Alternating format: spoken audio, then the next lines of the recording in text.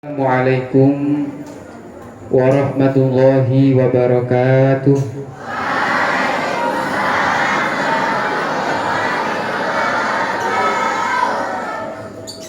Alhamdulillahi wa kafa. Wassalatu wassalamu ala sayyidina al-mustafa wa ala alihi wa sahbihi ahli sidqi wal wafa. Qala Allah Ta'ala fi kitabihil karim. A'udzu billahi minasy syaithanir rajim. Yarfa'illahu alladhina amanu minkum walladhina utul ilma darajat. Wa qala an-nabi sallallahu alaihi wasallam. Kelihatannya belum kompak. Saya ulangi lagi nggih. Semoga semuanya yang hadir, semua santri dan santriwati Pondok Pesantren Darul Islah, semoga mendapatkan ilmu yang manfaat barokah.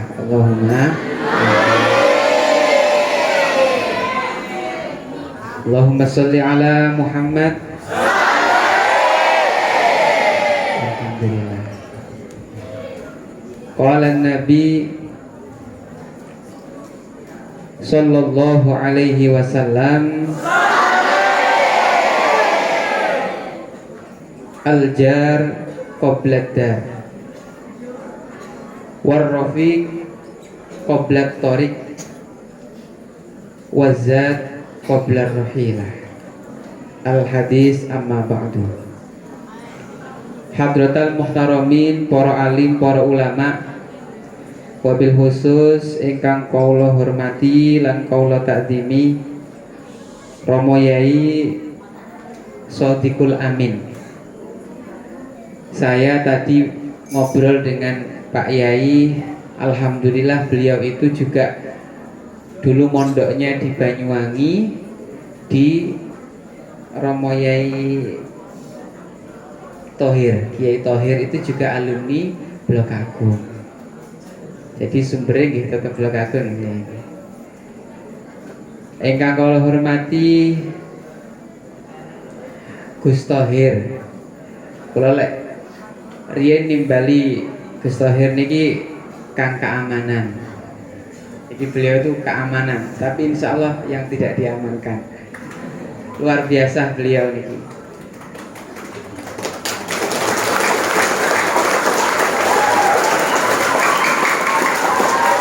Yang kami hormati Gus Ilham niki satu asrama dengan Gus Thohir. Jadi luar biasa barokahnya Mbah Yai Syafaat. Alhamdulillah santri-santri yang ada mondok di Banyuwangi, di Sumatera, alhamdulillah banyak yang kemudian semakin bercahaya. Ingkang kula hormati segenap asatidah wonten Gus Tamyiz dan segenap asatid yang hadir pada kesempatan malam hari ini. Yai kula nyuwun izin badhe berdiri. Kersane gantengnya kelihatan. Sudah kelihatan nggih?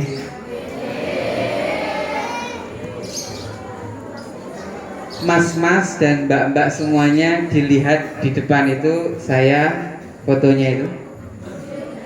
Ini waktu saya awal-awal kuliah, dan di waktu itu saya disuruh oleh bapak saya untuk badali ngaji beliau. Waktu itu ngaji di Hong Kong.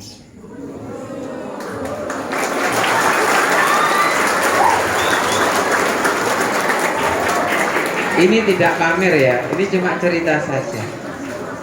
Alhamdulillah tahun 2013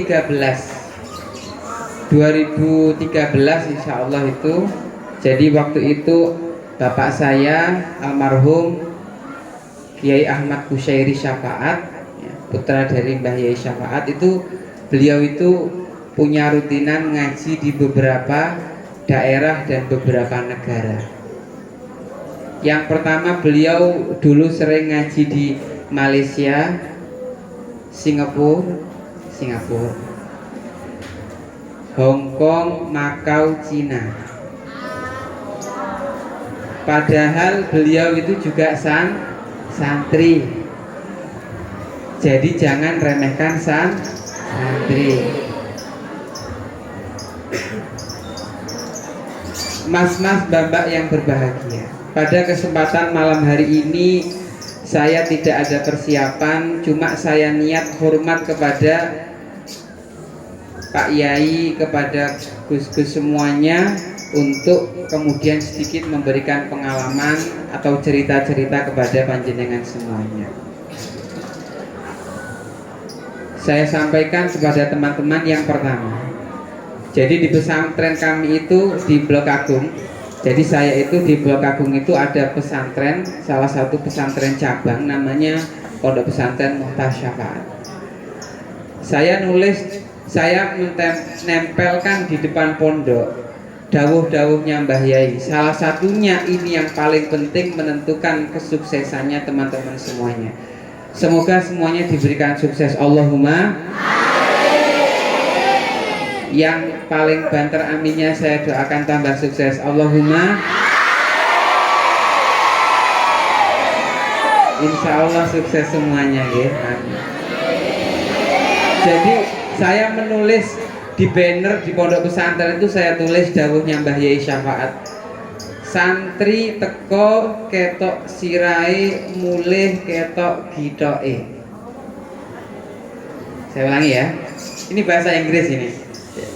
Santri teko ketok sirai, mulih ketok gitoke. Bahasa Inggris ya.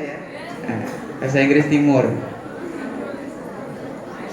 Artinya santri ketika datang harus kelihatan wajahnya, yaitu dengan sowan kepada kiai. Santri mulih kudu ketok gitoke. Santri teko ketok sirai, mulih ketok gitok. Gitok itu sinilah, apa namanya, kepala bagian belakang. Jadi setelah sowan mau mondok, kemudian ketika sudah mau boyong, sudah mau di rumah, baru kemudian sowan boyong, baru kemudian nanti keluar dari dalam sama kiai dilihat sininya. Itu kunci suksesnya. Dulu itu ada santri di pondok itu ya sudah sampai dalam keadaan ngajar, sudah terkenal pintar. Ketika pulang ke rumah, kemudian sowan Mbah Yai, lama tidak sowan ke pondok, tahu-tahu datang ke pondok, kemudian dalam keadaan wajah yang banyak masalah. Sama Romo Yai Syafaat ditanya, piye le ning omah le wis penak? Nggih niku Mbah Yai, kok tasik angel sedaya. Masalah ekonomi angel, masalah masyarakat angel, semuanya sulit semuanya. Kemudian Mbah Yai tanglet, le sampean dikek ning pondok pamit opo gak mulie? Sampean dikek ning pondok pamit opo gak mulie? Jadi sowan atau tidak pamit boyongnya, istilahnya seperti itu. Padahal niki sudah mengurus di pondok, nggih sudah munawib, tidak bisa menjawab, diam saja. Kemudian Mbah Yai menyampaikan, siapa yang menanam, dia yang mendapatkan apa yang dia tanam. Gara-gara tidak sowan pamit boyong minta ridho kepada guru, akhirnya pengabdian di pesantren, ilmu di pesantren yang sudah didapatkan sebanyak itu, pengabdian bahkan dedikasinya, hikmahnya kepada pesantren tidak berdampak apa-apa sama sekali. Naudzubillahi min. Bisa ditangkap nggak yang saya sampaikan? Jadi kalau datang di pondok harus sowan. Nanti adik-adik kalau kemudian nanti sudah selesai pengabdian, sudah beberapa tahun, kemudian sudah mulai harus pulang di rumah, maka jangan sampai pulang dengan keadaan tidak minta ridho dan minta izin kepada para kiai. Naudzubillahi min. Yang pertama bisa ditangkap ya. Jadi kalau ada apa-apa harus matur, harus sowan pada kiai. Insya Allah itu kunci sukses. Ini yang pertama. Yang kedua, di pondok pesantren di Blok Agung sana itu saya juga meletakkan tulisan dengan banner. Itu tulisannya seperti ini. Qala Syekh Muhammad bin Alwi Al-Maliki. Sayyid Muhammad bin Alwi Al-Maliki, beliau berkata, ini terjemahnya seperti itu. Subutul ilmi bil mudzakarah. Subutul ilmi bil mudzakarah wa manfaatul ilmi bil khidmah wa barakatul ilmi bir ridha syekh. Saya ulangi ya Pak ya.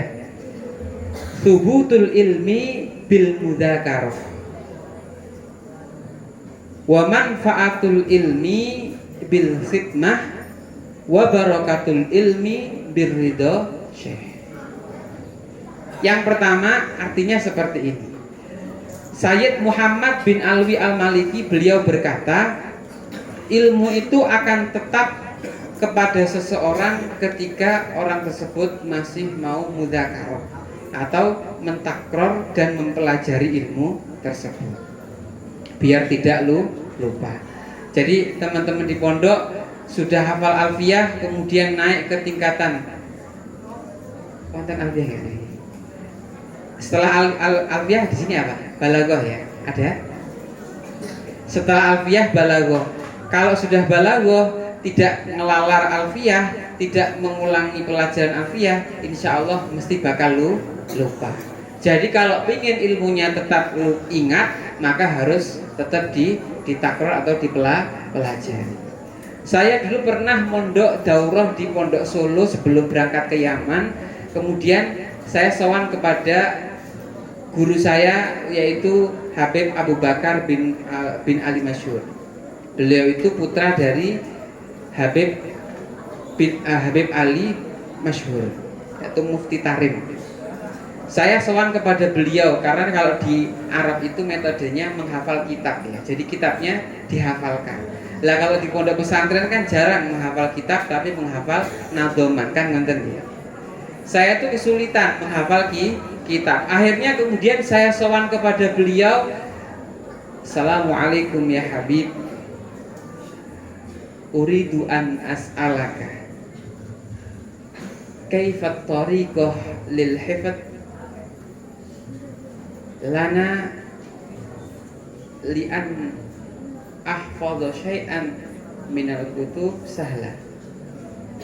Gimana sih Habib caranya agar mudah hafalan kitab? Kemudian beliau menanyai saya, hal qara'ta mi'atin? Hal qara'ta mi'atin? Sampean sudah dibaca belum kitabnya yang mau dihafal itu 200 kali? Sudah dibaca belum? Jadi saya itu anggite ya. Pikir saya itu mau tanya kepada beliau, mau minta doa, mau minta ijazah biar mudah ngapalkan kitab. Ternyata beliau langsung tanya kepada saya, kitabnya sudah dibaca 200 kali apa belum? Saya kayak langsung terkelongo sepelongo-pelongonya. Saya langsung diam. Kemudian beliau menyampaikan bahwa kulluna fit tarikh nahfadul kutub bikaswati takror. Bisa bikaswati takror. Bikaswati takror. Kita itu menghafalkan kitab di Yaman itu dengan cara banyak mengulangi kitab hafalan kita. Akhirnya saya, berarti memang benar bahwa hafal sesuatu itu harus sering diulang-ulang.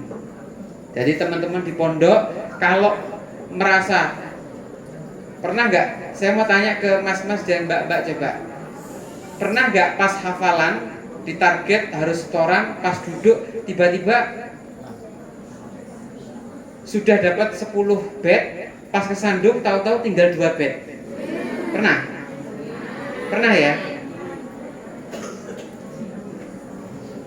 Tapi mungkin pas jenengan lewat di depan sini, misal suruh laden-laden ngelihat kangkang baru mandi terus adalah kok ganteng, pas lewat kok nggak hilang-hilang.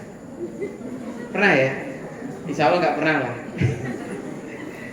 Bahwa suka dan tidak suka itu juga mempengaruhi kemudahan dalam tetapnya ilmu atau apa yang kita pikirkan. Jadi kalau kemudian ingin hafalannya kuat, maka harus diusahakan untuk dicintai apa yang ingin dimasukkan di kepala. Yang kedua, dalam tulisan tadi, wa manfaatul ilmi bil khidmah. Ilmu itu agar bermanfaat itu harus khidmah, mengabdikan diri kepada sekitarnya. Jadi kalau teman-teman sudah dinia, sudah selesai atau sudah dalam umur tertentu di kamar paling besar, semisal sama Gus Thohir ditimbali, le sampean dadi ketua asrama ya, Mbak sampean dadi ketua asrama ya, sampean wis tak delok gedhi dhewe.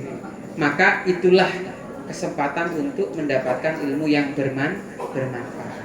Jangan ditolak nggih. Jangan ditolak. Kula lho Gus dadi keamanan, padahal kula iki ngerasa sik perlu diamankan. Saya itu kok dijadikan pengurus padahal lagi saya itu harus diurus. Jangan memikirkan itu. Pikirkan ini merupakan amanah dari guru. Kalau katanya kiai saya, riyen zaman kula mondok ngenten. Urusono urusane wong liya ben urusanmu diurusi Gusti Allah. Jadi waktu itu kula niku mikir, aku lho urusane sik akeh. Jadi kula niku nate ketika mondok dulu, saya mondoknya itu di beberapa pondok, salah satunya di pondok pesantren Al-Falah Pelosok Kediri, Gus Kausar itu. Saya mondok di sana ya gak lama-lama lah. Kemudian sudah selesai diniyah di sana, saya juga sempat alhamdulillah hikmah buat tempe di dalam. Jadi kula niku pikiran, aku mondok tapi kok gak tahu cedek nek keluarga dalam, kok gak tahu hikmah ning keluarga dalam, muga-muga sadurunge boyong bisa hikmah kepada keluarga dalam. Delalah saya itu diprank sama teman saya. Diajak sama teman saya. Mam, ayo melok roan yuk. Oke siap. Ketika roan kemudian ditimbali punyai. Sama ditimbali punyai. Jangan mengada-ada ya. Saya belum siap menikah. Delalah punyai duwe duwe putri yang cantik dan pintar. Kalau lagi guyon-guyon, saya belum siap menikah. Raimu iki ngawur. Di Bali kan di Bali akhirnya saya sowan ke Bunyai, kemudian pas saya lewat ini lewat gitu, kemudian Kang iki sampean kelas piro? Kelas akhir. Oh iya kan ya sampean bantu-bantu dalem ya, soalnya ning dalem iki abdine garek loro sing sitoke wis ape boyong. Kula dereng matur tiyang sepah Bunyai. Gak apa-apa wis engko mbek matur pelan-pelan, pokoknya saya iki bantu iki. Nggih. Ketika saya ngomong nggih, saya tuh seneng tapi saya juga seneng. Kenapa senengnya? Di kelas akhir ketika saya sudah tahu saya itu tahun terakhir, saya merasa banyak belum kitab yang saya kaji. Akhirnya sebelum itu saya sudah ikut ngaji beberapa pengajian kitab. Jadi urutannya mantun subuh saya ngaji syarah Jawahirul Balaghah, kemudian agak pagian lagi jam 5:30 ngaji Fathul Mu'in, jam 7:30 ngaji Mahali, kemudian jam 8 diniyah sampai jam 12, jam 1 ngaji Fathul Wahab, asar ngaji Bukhari, maghrib ngaji tafsir, isya takror sorokan sampai jam 11, kemudian jam 11:30 sampai jam 2 ngaji kitab Gandongan lagi. Kegiatan saya itu di tahun terakhir. Aku mbak bayar ikut dalam iki piye cara mengondisikan waktunya niku pripun. Kemudian akhirnya besoknya benar saya berangkat ke dalam nyapu. Jarine kancaku, "Beh nyapumu kok koyo arek TK ta." Lah piye? Nyapu ki nek carane. Akhirnya karena kula ini enggak biasa nyapu. Akhirnya nyapu saya rada berirama ya gara-gara di pondok. Gitu kan. Kemudian ada jadi nyapu di sini karena pohonnya banyak, di sini bersih, ke sana ini sudah kotor lagi. Disapu alas sudah dibersihkan, ngambil tempe, kemudian dimasukkan baskom, dikum dulu, nanti kemudian berangkat sekolah, nanti siang setelah ngaji datang lagi sudah diselesaikan dan yang lainnya. Jadi akhirnya setelah tahun terakhir ini malah susah pula. Kegiatannya banyak ngajinya, hikmahnya juga banyak, akhirnya ngaji itu seret sampai saya itu pernah ngaji niku jam 1 saya datang, bangun-bangun jam setengah 3 sudah tidak ada orang. Kitabnya ya masih halaman yang tidak dirubah sama sekali. Aku batin, kayak aku semisal ning omah kontrol dari kiai kita bolong-bolong piye. Tapi ya dalam rangka hikmah memanfaatkan ilmu. Kemudian yang ketiga tulisannya tadi adalah wa barakatul ilmi biridho syekh. Berkahnya ilmu itu harus dengan mendapatkan ridho dari guru. Saya bilang kepada teman-teman, aku api pamit boyong nih Pak Yai.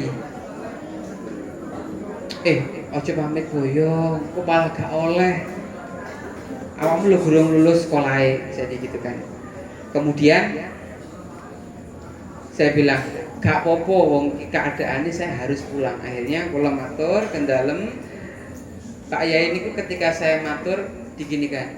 Pundi daleme Banyuwangi pundi blok aku. Bin Ahmad Kusyairi bin Syafaat. Langsung Pak Kiai saya megang kaki saya. Ya Allah, Gus getun aku. Gak ngerti sampean kok moro-moro wis ape boyong.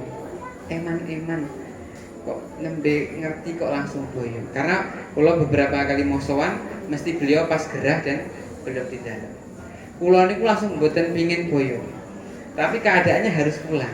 Akhirnya nyuwun ridho ikhlase panjenengan, kula nyuwun ditungakne mugi-mugi ilmune manfaat. Langsung Pak Yai niku sila tawasulan, kemudian beliau merem agak lama. Saya tuh deg-deg sering. Ada apa yang gonggon cara anunya, mungkin beliau sedang mencoba untuk apa ya, tawasulan melihat kira-kira kedepannya bagus atau tidak. Kemudian berjarak sekitar 4 menit beliau kemudian membuka mata menyampaikan, insya Allah saya tenggerio, pulau ridho, pulau ikhlas panjenengan sampai yang tenggerio. Mungkin manfaat barokah. Saya langsung memuarem sekali, kemudian saya pulang. Alhamdulillah perjalanan tidak semudah itu Ferguson. Di rumah ini nggih ruwet asean, tapi alhamdulillah banyak teman saya yang lebih pintar, lebih senior, tapi tidak mau sowan ke dalem. Alhamdulillah nggih beda jalurnya. Terakhir nggih, Mas Mbak, saya mau kasih satu perumpamaan. Ridho guru itu penting seperti halnya lampu itu pingin hidup, itu caranya harus mendapatkan itu. Ibaratnya sampai niku lampu, kemudian sudah ada sambungan kabel, kalau kemudian tidak mendapatkan ridho, padahal skakele wis enek tapi gak diuripne. Kalau sudah ada skakele, di semisal nggih sampean udah pulang di rumah, kemudian punya masalah, jarang sowan ke dalem, haul atau imtihan yang nggak pernah sowan, setiap Syawal nggak pernah sowan. Ibarat lampu itu tenaganya sudah tinggal sedikit, atau sebenarnya bisa hidup tapi sekali nggak dihidupkan. Akhirnya pentingnya sambung kepada guru. Alhamdulillah teman-teman semuanya, mbak-mbak dan mas-mas yang saya cintai, minta satu cerita lagi ya. Satu cerita aja ya. Sampean saya sedikit kenalkan dengan almarhumullah Kiai Muhtar Syafaat. Mbah Yai Syafaat niku kiainya kiai-kiai kita semuanya di depan ini. Beliau itu ketika mondok riyadoh sorone luar biasa. Riyadoh temri sakit ya, umum ya. Kalau di pondok modern itu riyadoh dikirai takro, kemudian main voli, karena riyadhah itu artinya olahraga.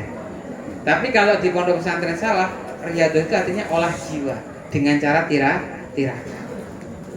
Nah, Mbah Yai Syafaat itu tirakatnya di pondok itu 12 tahun tidak ikut jamaah, kecuali 3 kali karena ada keadaan yang memang membuat beliau tidak bisa berjamaah. Berapa? 12 tahun. Sampai coba 12 hari saja gak putus di antara sholat, luar biasa. Atau 1 tahun 2 bulan, luar biasa sekali. Beliau itu ketika di pondok tirakatnya termasuk ketika beliau di pondok niku sama salah satu kiainya yang Farikul Adah dibilang, awakmu sesuk bakal duwe santri, bakal duwe murid sing luar biasa tapi kudu mbok tirakati. Itu zaman di pondok. Jadi ketika mondok ditimbali guse sing jadah, kemudian Kang awakmu sesuk iki santrimu akeh. Tapi hebat-hebat tapi kudu mbok tirakati sampai mulai saiki. Mbah Yai itu 5 tahun tidak makan sesuatu yang berbau hewani, tidak makan daging-dagingan, kemudian tidak makan sesuatu yang kena api. Jadi mame mentahan. Akhirnya beliau melihat kemungkinan yang bisa dimakan adalah tumbuh apa yang ngarani? Godong-godongan atau buah-buahan. Buah-buahan waktu itu mahal. Akhirnya beliau cari di sawah yang paling banyak ternyata adalah daun beluntas. Lah, kalau teman-teman lihat alumni Blok Agung itu seragamnya warnanya pink, ada cap-capnya daun beluntas, itu agar menunjukkan kepada alumni bahwa alumni itu bisa jadi seperti itu karena daun beluntas itu. Mbah Yai 5 tahun tidak makan apa-apa kecuali hanya daun beluntas. Niku jadi ternyata nyicil ben santri ini jadi wong gede iki ya mulai dari pondok. Kemudian ketika Mbah Yai sudah di rumah niku beliau disuruh sama gurunya untuk nirakati santri, yaitu sholat 500 rakaat selama 3 tahun. 500 rakaat setiap hari. Makanya alhamdulillah santri Blok Agung itu bisa besar seperti ini tidak lepas dari guru-gurunya, yaitu kiai-kiai yang sudah banyak tirakat. Jadi teman-teman tetap harus sambung hubungan dengan Mbah Yai, dengan para kiai, dengan Kiai Sodik, agar kemudian barokah itu muncul. Barokah itu tidak kelihatan tapi bisa dirasakan. Kayak gizi itu tidak kelihatan, tapi ketika orang makan makanan yang bergizi itu akan memunculkan energi yang lebih dan stabil. Tapi kalau kemudian makanannya itu tidak bergizi, meskipun banyak jadinya ngantuk, tidak ada dampak yang positif. Tambah sugih tapi tambah males ibadah, berarti rezekinya ya tidak barokah. Tambah akeh duitnya tapi tambah padang ibadah, berarti termasuk rezeki yang Allah berikan lebih tadi bisa memberikan dampak barokah. Semoga semuanya teman-teman santri kita semuanya yang hadir, termasuk santri-santri yang diakui santrinya Mbah Yai Syafaat, semoga kita semuanya mendapatkan syafaatnya Kanjeng Nabi Muhammad Sallallahu Alaihi Wasallam. Teman-teman semuanya, semoga suatu saat bisa silaturahim ke Banyuwangi ya. Romo Yai yang di depan semuanya ini punya rutinan ke Banyuwangi. Ibarat HP kadang kalau energinya hampir habis itu dicas. Sumbernya di sana. Ketika seseorang kuat hubungan dengan sumbernya, ketika sumbernya semakin tinggi, insya Allah ibarat lampu itu yang awalnya cuma wattnya kecil karena tegangan yang diambil tinggi dan semakin dekat, insya Allah mesti akan di-upgrade menjadi lebih besar. Alumni Blok Agung, saya masih keinget tahun 2001 itu di pondoknya beberapa alumni itu masih hanya dalam saja, rumah saja, tidak ada pondoknya. Alhamdulillah sekarang sudah jadi apa? Niku nambahnya itu tidak terasa, tapi ada dampak. Ternyata ya beliau-beliau itu sambung silaturahimnya kepada kiai itu luar biasa. Ada alumni Blok Agung itu pondoknya cepat sekali besarnya, cepat sekali banyak santrinya, dan kemudian kiprahnya bermanfaatnya di masyarakat tinggi sekali. Ternyata ketika ngobrol-ngobrol dengan saya, intinya sedaya itu barokah Mbah Yai syafaat.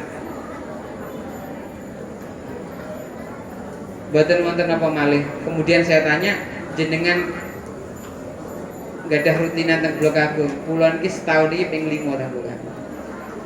Padahal Sumatera Blok Agung atau Banyuwangi itu ya tidak dekat. Tapi hubungan itu yang membuat kemudian bisa sering kesana. Semoga kita semuanya mendapatkan keselamatan fid-dini wa dunya atal akhirah. Teman-teman semuanya, kita mendapatkan ilmu yang manfaat barokah. Allahumma amin. Teman-teman semoga nanti dengan ilmunya bisa terbang kemana-mana ya. Idil fata hasba tiqadihir rufi wa kulluman